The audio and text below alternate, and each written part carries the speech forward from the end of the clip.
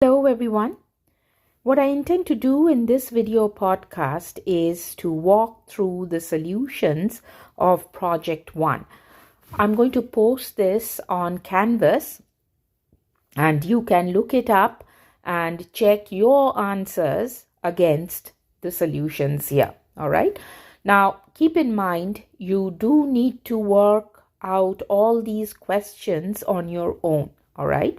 This is just posting the solution so that you can do a cross check to see if you are on the right track, if you have the right answers, and if you have the steps correct too, because the steps are equally important. In fact, they are more important because for the later set of questions, the ones which are called the free response questions, you will be graded for the steps.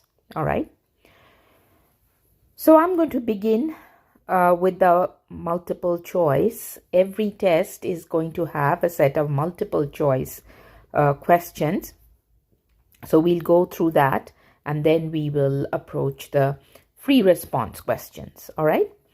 So the first one here says determine whether the relation is a function or not.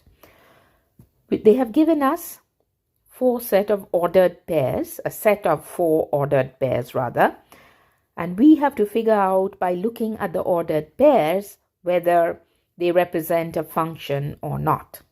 Now remember, the criteria for a function is that the same x value cannot have multiple y values, cannot be mapped to multiple y values. So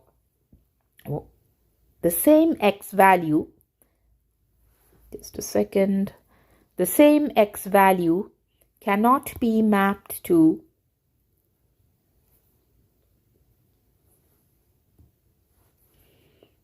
I'm just trying to get my pencil to work here, so please bear with me.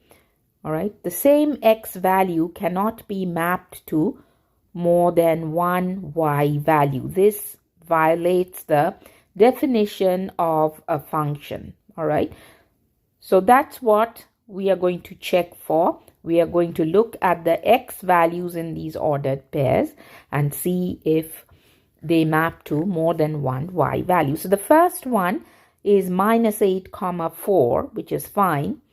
Let's look at the next ordered pair. It is -8. So the same x value, but it has a different y value. So in this case, we see that the x value of -8 is producing two different y values. One is a 4 and the other one is a -8. So that violates the property of a function. Therefore, it's not a function.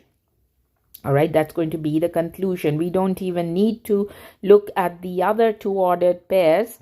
The first two ordered pairs tells us that it's not a function. So we're going to just circle B, which is not a function. All right. The next question is number 2. Determine whether the equation defines y as a function of x. So here we are given an equation, not ordered pairs, an equation, and from it we have to determine if it is a function or not. So if you recall, the way we do that is we solve the equation for y and see if we are getting more than one value of y or not. All right. So let's solve for y here. The equation given to us is x plus y squared equals 9. Y has to be by itself on one side. Everything goes over to the other side. So let's do it step by step. I'm going to isolate the y squared and move the x over to the other side. So it's going to be y squared equals 9 minus x, and then it has to be y by itself, no square. So we have to take the square root of both sides. And when we do that on the right hand side, we have to put a plus minus outside the square root sign, and then we will have y equals plus minus square root over 9 minus x. So the plus minus tells us that y has two values. One is a positive square root over 9 minus x. The other one is y equals negative square root over 9 minus x, which violates the rule of functions. So y is not a function of x. B is our correct choice. Going on to number 3, determine whether the equation defines y as a function of x. So same question, except we have a different function here. Now here, y is by itself, so we don't have to go through the steps of solving for y. Y is by itself. And on the other side, we have square root over negative 8x plus 1. Now, they haven't given us plus minus outside the radical sign, which means that this y can only be positive square root over negative 8x plus 1. All right. Therefore, in this case, y is a function. All right. Y is a function because it has only one solution, which is a positive solution. All right. The answer is positive. Therefore, A is your right choice. Y is a function of x. Number 4, evaluate the function at the given value f of x equals x squared minus 1 for f of x minus 3. So this is an expression. All right, this is an algebraic expression. So when we evaluate the function, what it means is we have to take x minus 3 and replace the x in the function with x minus 3 and do the evaluation. All right, so I'm going to write it as f of x minus 3. That means we are going to plug in x minus 3 wherever x is in the function. So I'm going to replace this x with x minus 3 whole squared and then minus 1 and then evaluate it. So f of x minus 3 equals, now x minus 3 whole squared, if you expand it, we get x squared minus 3 times 2 times x, so minus 6x plus 9 minus 1, right? So f of x minus 3, let's simplify this. Let's see what we can combine. X squares by itself, then minus 6x, and plus 9 minus 1 is plus 8. Now, if you're wondering how I got x squared minus 6x plus 9 for x minus 3 whole squared, then just think about it. X minus 3 whole squared is the same as x minus 3 multiplied by itself twice. So x minus 3 times x minus 3. You can FOIL this and get the expanded form, or we can apply the whole squared formula. Remember, a minus b whole squared. There's a special formula for whole squared expressions, which is a squared minus 2 times a times b plus b squared. If it's a minus, the second term is a minus, all right? If it is a plus, if it's a plus b whole squared, it's a squared plus 2ab plus b squared. So I applied that formula and got x squared minus 6x plus 9, and then, of course, the minus 1. So let's look for x squared minus 6x plus 8 in our multiple choice. The second one, right, x squared minus 6x plus 8 matches with what we got, so B is the right answer. All right, now going on to number 5, which is on graphs. All right, so let me just bring that down. It says pick the appropriate graph for the given function. F of x equals absolute value of x, which is going to be the base function, and then g of x equals absolute value of x minus 1. So g of x is the transformed function of the absolute value of f of x, rather, which is absolute value of x. Now recall that the absolute value function has a V-shaped graph with its vertex at 0, 0. All right. And let's look at the transformed function. The transformed function is of the form g of x, all right, plus k. All right. So recall that recall that when we learned the transformation, we talked about vertical shifting, horizontal shifting, stretching, and shrinking, and so on. And I told you there were different forms of the transformations, and one of them, the first one in fact that we learned on transformation, was g of x or f of x plus k. All right, that's the form. And based on what value k has in this form will tell us whether the graph is going to shift up or down. K suggests vertical shifting up or down the y-axis. So let's put the absolute value of x minus 1 in this form, g of x plus k. All right, so here plus k is outside the g of x function. All right, so I'm going to write g of x is in this case absolute value of x plus, all right, the plus has to be there, that's a part of the form.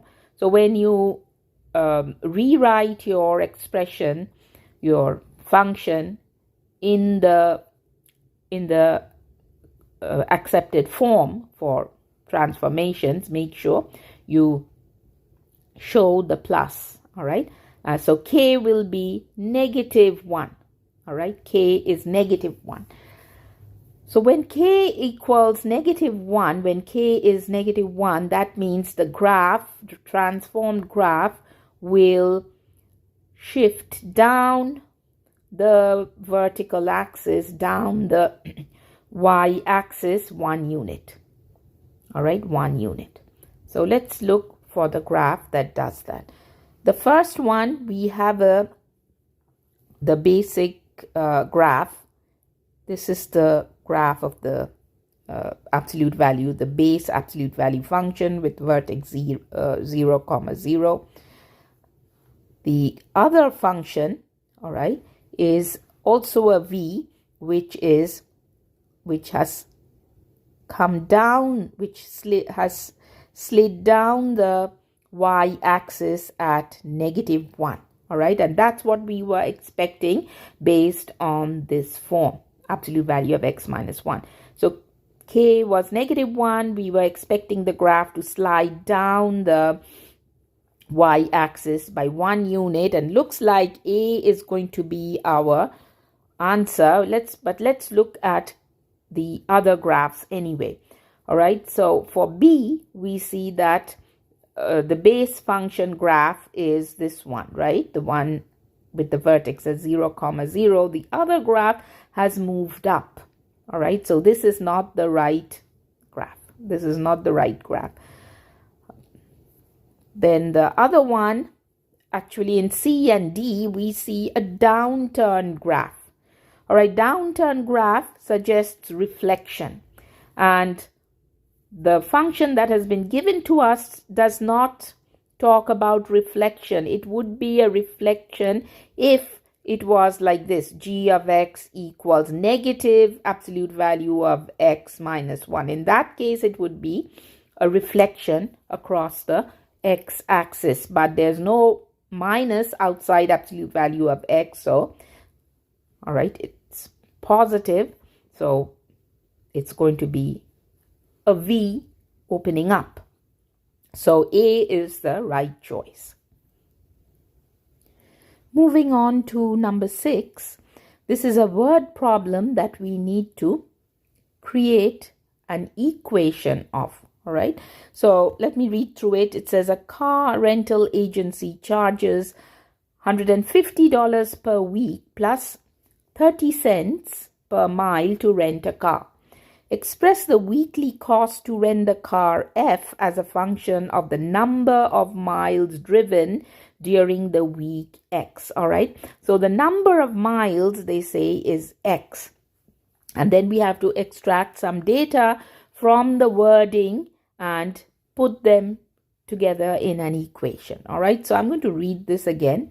It says a car rental agency charges $150 per week. Now, this is a flat fee charged for renting. As soon as you walk into the agency and sign the paper, you owe them $150 flat fee. All right. So this is a flat rate.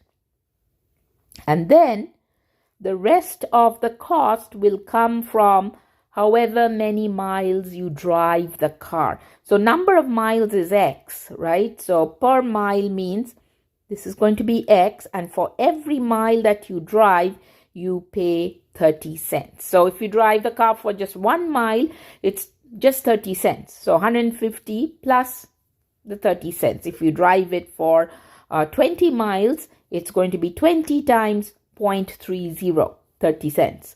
If you drive it for X miles, then it's going to be X times 30. So the function is going to look like this. F of X equals the $150 flat fee plus 0.30 times X. All right. Now let's see which of our equations in the multiple choice matches it. Now remember that this is a linear equation, right? It's best to put it in mx plus b form. All right. In mx plus b form, the x term comes first, and then any other terms follow it, right? The x terms come first. So I'm going to just switch the terms and write it as 0.30x plus 150 or $1.50. So now we have it in the mx plus b form, right? Mx plus b form. Now all these solutions are, well, all these possible solutions are in the mx plus b form. So now it will be easier for us to choose the right answer.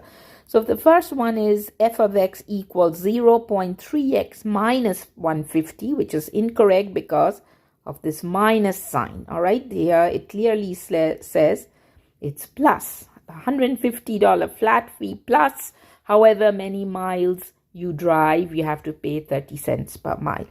B says 150x plus 0.3, which is incorrect.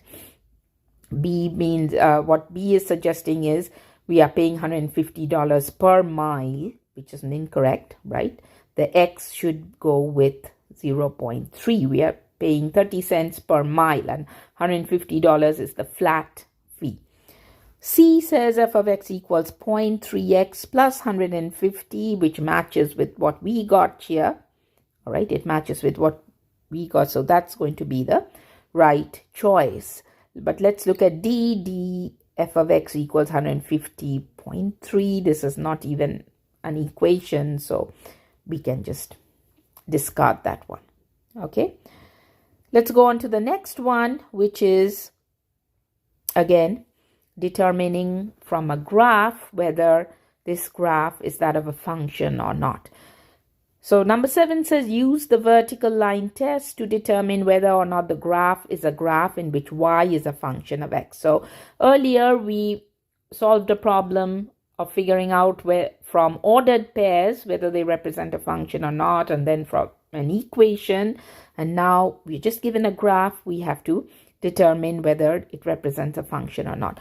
So what is the vertical line test? If you recall, the vertical line test, we just draw a bunch of vertical lines through the graph given and see if any of the lines intersect the graph in more than one place.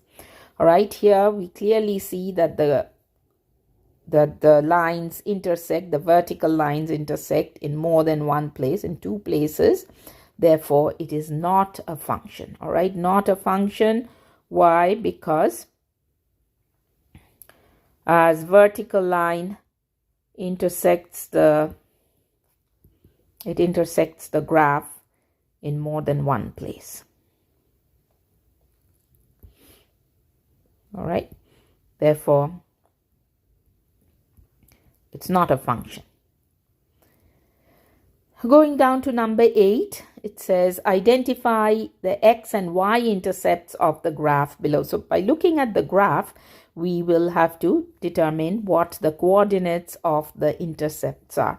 So we have 2 sets over here. We have x intercept and the y intercept. Now at the x-intercept, any point on the x-axis, x-intercept is where the line meets, touches, or crosses the x-axis, correct? So any point on the x-axis will have a y-coordinate of 0, always, all right? And y-intercept means wherever the graph crosses the y-axis, and any point on the y-axis will have an x-intercept of 0 and then a value for y, whatever that may be. So let's first look at the x-intercept from the graph here. So this graph crosses the x-axis at positive 2, all right, at positive 2. So all we do is just write the 2, all right. We already wrote the y coordinate here. The x-intercept y is 0, so we got the coordinate points 2, 0.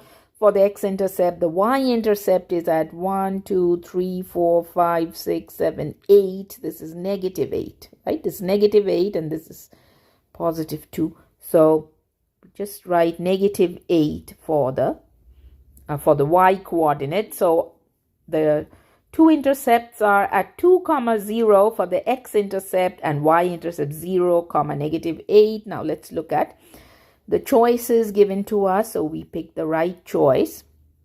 It's 2, 0 for x, all right? The first one is the x-intercept and the second one is the y-intercept. So it looks like D is the right choice. All right, again, please make sure that at the x-intercept, your y is 0, and at the y-intercept, the x is 0. Okay, so now we are going to go to number 9. All right, let me see if I can remove some of the writings here. Apparently I can't, but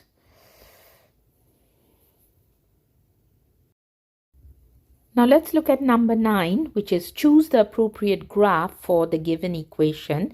G of x equals minus 1/3 times x minus 3 whole squared minus 3. So this is a question on transformation, and it involves several types of transformation within one function, all right?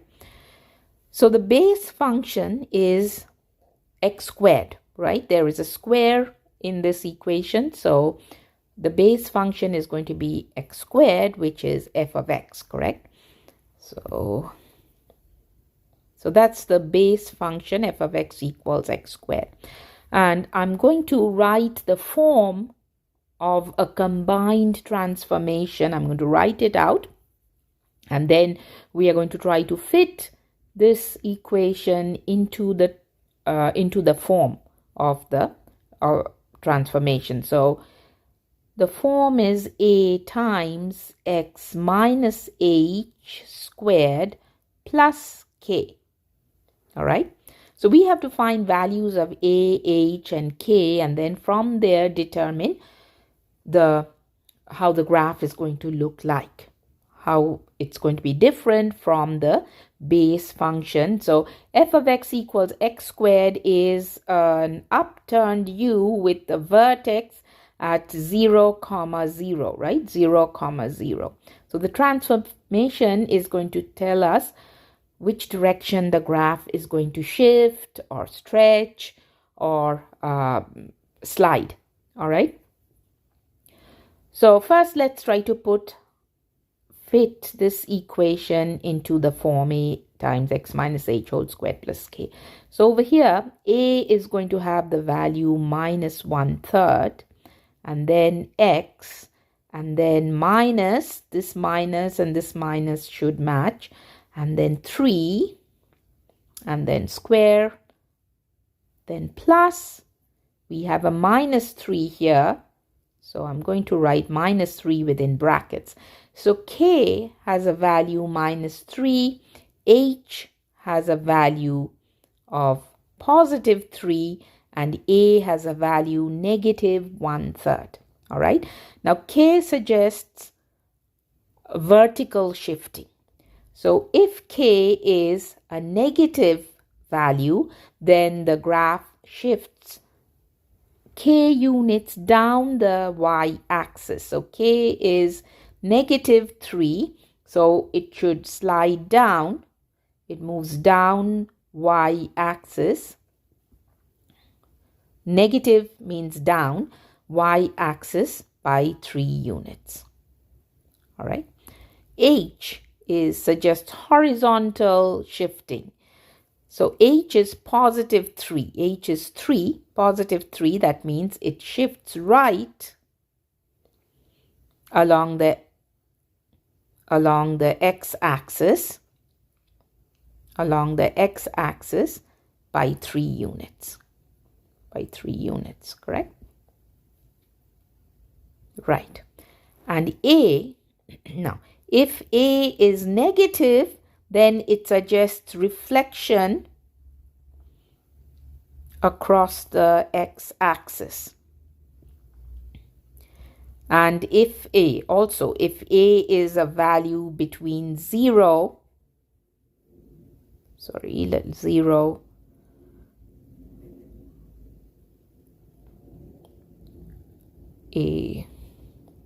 and 1, all right, this should be, let me erase this.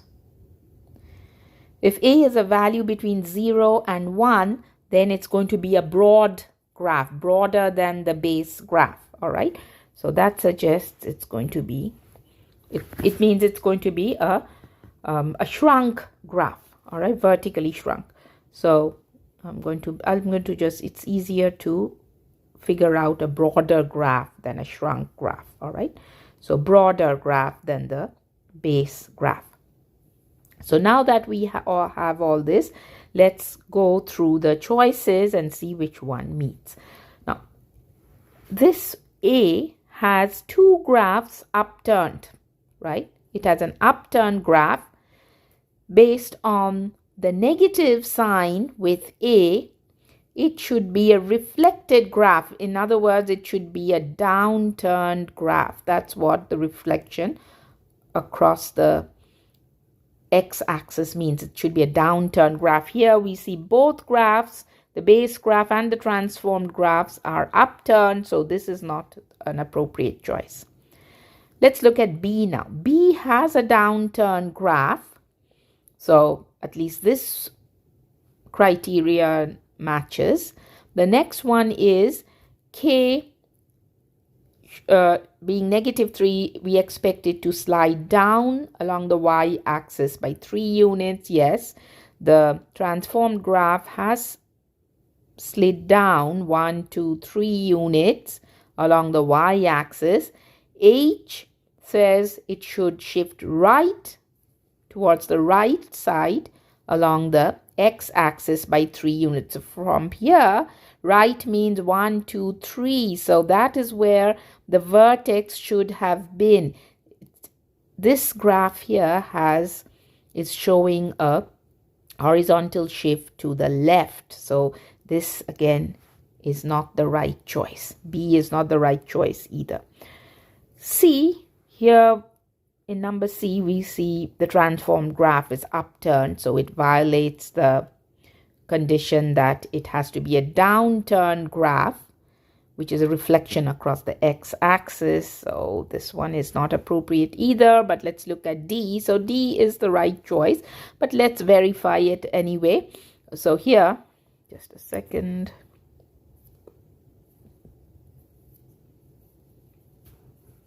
Just a second, let me just make it work, please. Okay. So the first thing we expect is for the transformed graph to slide down 3 units, which it has. This graph has slid down the y-axis by 3 units, and then H suggests it should shift to the right. So yes, the vertex is H comma K is the vertex of a parabola, if you recall. So yes, it slid 3 units to the right. So K and H, vertical and horizontal shifts, are satisfied. Is the graph a downturned graph? Yes, it is. And then is the graph broader than the base graph, than the initial base graph? Yes, it is. This is a broader graph which suggests vertical shrinking. So D is the right choice. Now let's look at the last question in the multiple choice section, which is on piecewise function. So it says graph the function f of x, let me put an f here, f of x equals, there are three pieces to this f of x function. The first one is x plus 4 if x is a value between -9 and 3. If x equals 3, then y is -9. And if x is greater than 3, then y is going to be evaluated using this function minus x plus 6. So let's look at the domains here. It says if, for the first one, it says if x is a value between -9, but -9 is included in the domain. It says -9 less or equal to x. So in interval notation, we are going to write the domain like this. A square bracket representing that -9 is included in the domain. So -9, comma, and then the 3, and then a round bracket because 3 is not included in the domain. We can go as close to 3 as possible from the negative side, but x cannot be a 3. At x equals 3, it is a different value for y. It's a constant function which is -9. All right. And then if x is greater than 3, then we use this function minus x plus 6. So the way we define the domain of the third piece is we start from 3 with a round bracket because 3 is not included in the domain all the way to infinity. All right, and a round bracket after the. So let's look at the graphs and see which one applies to this piecewise function. First, let's look at, each of these graphs have different points and different lines, or several lines, not different, but several lines. First, let's consider the first one. The first graph will pertain between the interval -9 and 3. All right, so -9 is, this is -10, this is -9, and 3 is over here. So let me write this. So here's 3 with a round bracket, and -9 is going to be here.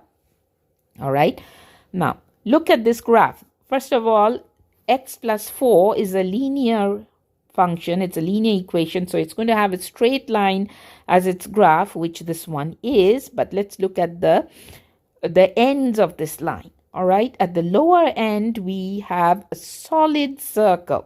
A solid circle. At the upper end we have a hollow circle. Now, is that correct or not? Let's see. Because -9 is included in the domain, because it is x is -9 is less or equal to x, therefore this must be a solid circle, which it is. And because 3 is not included in the domain, we have a hollow circle at the other end of the line. So this line does fit just by looking at the line and end of it, because it's a positive slope, the line rises, which it should be. Looks like this is a possible choice, but we're still not sure. Let's look at the next piece of this function. If x equals 3, then it's -9. So at 3 over here, let me use another color. At 3, x is 3 comma -9, which is a solid circle. Because this says x equal 3, this should be a solid circle. All right. And then finally, for minus x plus 6, when x is greater than 3, then this is where it starts, right? So it's going to be from here all the way to infinity. That's what the domain of the last piece of the function is.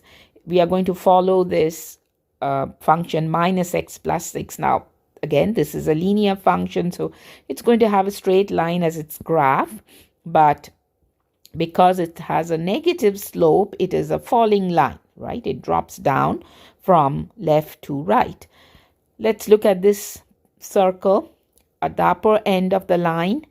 It's a hollow circle, which it should be because x is greater than 3. It is not equal to 3. So the graphs look all right for A, but let's consider the other ones and see which one would fit.